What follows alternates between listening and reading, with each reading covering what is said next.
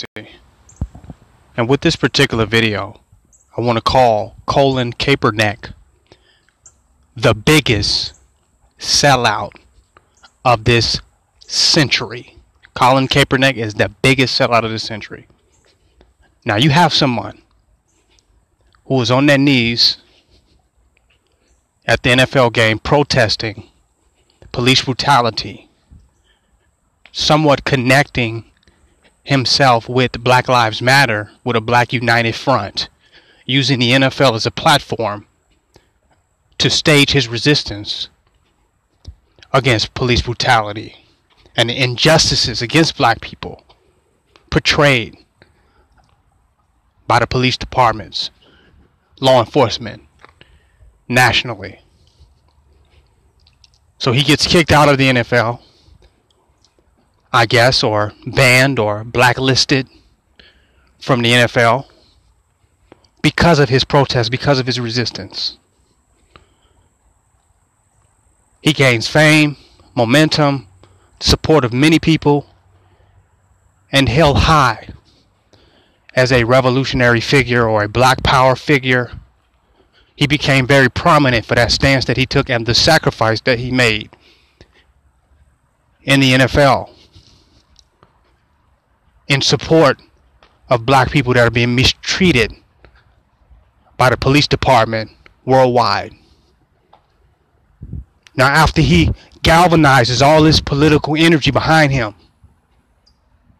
he gains the followers and sympathy of many who can identify with him and the struggle of black people for justice in the United States of America. After he galvanizes all energy, centralizes it, then he takes it over to Nike, so Nike can do what it has been doing to black people, which is capitalism and exploitation, capitalizing and exploiting black people. But now they can capitalize and exploit our struggle for freedom and liberation. Colin Kaepernick sold the black struggle to Nike as a marketing strategy to increase the sales of Nike's paraphernalia and the distribution of its propaganda worldwide. If Nike wanted to support Colin Kaepernick in a significant way as far as justice is concerned for blacks, they would have took their stocks, took their money out of the NFL altogether. Nike itself would have boycotted the NFL and all of its jerseys and all of its paraphernalia and all of its material. There are many ways that Nike could have stood with Colin Kaepernick against police brutality, but they usurped his struggle, took the meaning and narrative of his struggle away, and says sacrifice everything for what you believe in, for what you want, for something that you want to stand for. Well, that's very vague, because you can sacrifice for some evil shit that you believe in. The NFL could sacrifice a great NFL player because they don't want to stand against police brutality. They don't respect him going against the tradition of players standing up during the national anthem. So the NFL could have been willing to sacrifice a great player, sacrifice everything, just to stand on the side of white conservatives and Blue Lives Matter and white supremacists in this country. The NFL could want to sacrifice everything that it believes in. So this whole, it's became vague that it's turned into the sacrifice of one man. So it's taken away from the idea of struggling for justice for blacks, resistance against police brutality, and the mistreatment of blacks by law enforcement. They've taken away from the struggle and made it vague. Now it's ambiguous. Now it's about sacrifice. Just do it. Just do it. It's vague now. And he went along with it. They usurped it and took the resistance out of it. Took the black power out of it. took the resistance against police brutality out of it.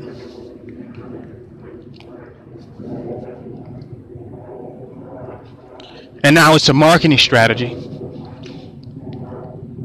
to help the elite, the 1%, make more money. A lot of people rejected Nike and started burning their shoes and burning Nike paraphernalia. So we say, well, Nike's taking a hit to stand on the side of this individual with integrity, with purpose, that's standing against the system, the beast, that Nike has sided with David against the Goliath of the NFL. But no, their sales increased 31%. It was a very, very intelligent and ingenious marketing strategy by the 10% to gain two things at the same time. One, more money, more sales. And to take a non-capitalistic, disestablishmentarian sector of the community and turn them into a consumer base for Nike. And re-systematize them and re-consumerize them and turn them into capitalists. And then to strip the struggle and the resistance movement against police brutality of its meaning and turn it into a vague cliche. And make it more focused on the individual sacrifice of Colin Kaepernick versus the collective struggle for freedom, independence, and liberation from black people from police tyranny. It was so slick. You got to watch the 10%. Watch these social engineers. Look at the type of diabolical genius that they're using now. And he fell right into it. Bought and paid for. The biggest sellout of the century. Now you can patronize a well-known, well-recorded exploiter under the auspices of a political resistance movement. Nike got sweatshops with Asians working in them. Dehumanization. Slave labor. Degrading wages. Now you buying Nike now. Black power. Black lives matter. Now you buying Nike. You've been turned into a consumer. So now your political struggle has been used as a weapon against you to turn you into a consumer. And Nike is going to continue to support the NFL. And Nike is going to continue to support the police department. Nike is going to continue to support law enforcement. I mean, this is deep. And he fell right in for it. And what's crazy is that more black people have killed each other over gym shoes, over Nikes, because its prices are so ridiculous. More blacks have killed themselves over a pair of shoes than they have ever been murdered by police in the black community. A lot of the murder within our community is based on materialism that's being propagated by Nike, this materialism. Is being pushed into the community where they're impoverished, unemployed, and destitute, and then you go and Nike comes with its advertisement and pushes materialism, and that raises the crime level and turn anyone who can afford a pair of Nikes into a victim of crime. They didn't make the prices at a reasonable level so everyone could afford them. No. So that increased the crime and the desperation, the disparity by promoting this materialism, this unaffordable object of veneration, the Nike gym shoe, to a sector of people who could barely pay their bills, who could barely eat. and contribute to the social economic reality of black on black crime. Nike. And he jumps on that bandwagon. Desperate for attention. Wanting money. Self-value. Just do it. So what was Colin Kaepernick coming from at essence? Not political understanding. Not a true political sentiment. Where was he coming from with kneeling at the NFL? Was this some attention whoring? Was this some way to make himself have an importance from an individualistic perspective? Did he exploit the mistreatment of black people by law enforcement and by the police department? Did he exploit that for his own self-gain? To make himself more valuable? To add weight to his own significance? So now he's worth $50 million now all of a sudden?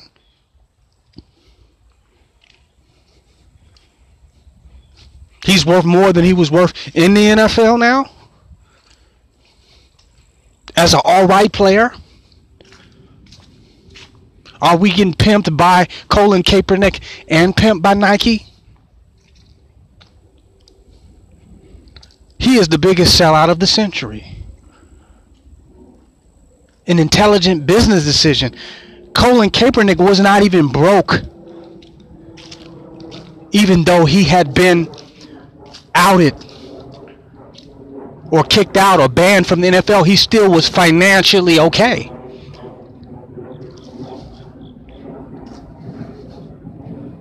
He was financially all right. How much money did he want?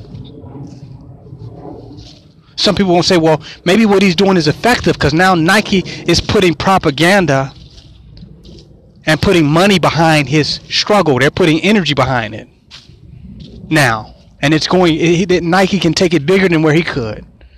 But they've made it ambiguous. They've taken the black power out of it and made it individualistic.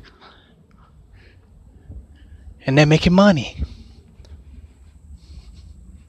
It was an ingenious marketing scheme. Usurp it. Take those who was ready to boycott the system. They weren't going to boycott the NFL. They was going to boycott the system of white supremacy. And now they're buying Nikes.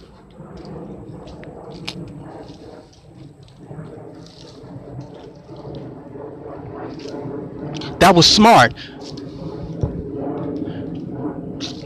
Colin Kaepernick was being used by the elites to galvanize your power, your energy, and your attention so they could suck your ass right back into the fucking matrix and have you standing in line at the Nike shop. The biggest sellout of this century. There is nothing valuable about that. There's nothing that's going to be beneficial about Colin Kaepernick's deal with Nike. Nothing. He's going to help some shit that we could not afford due to our social economic condition in this society, that the people who want those Nikes cannot afford them. He's going to have them standing in the Nike shop.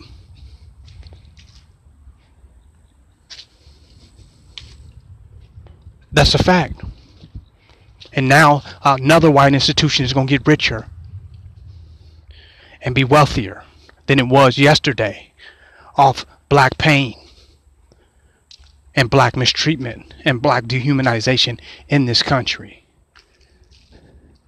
Because it's all about entertainment and media and consumerism and capitalism and commercialism, and not the grassroots reality of the lives that have been lost at the hands of the wicked justice system. So they die in vain. They die in vain. While they eat off of it. While the elite eat off of it. They'll find a way. They're like vultures. They'll eat the dead flesh of any situation. They'll find a way to eat off anything. There is no waste for these vultures.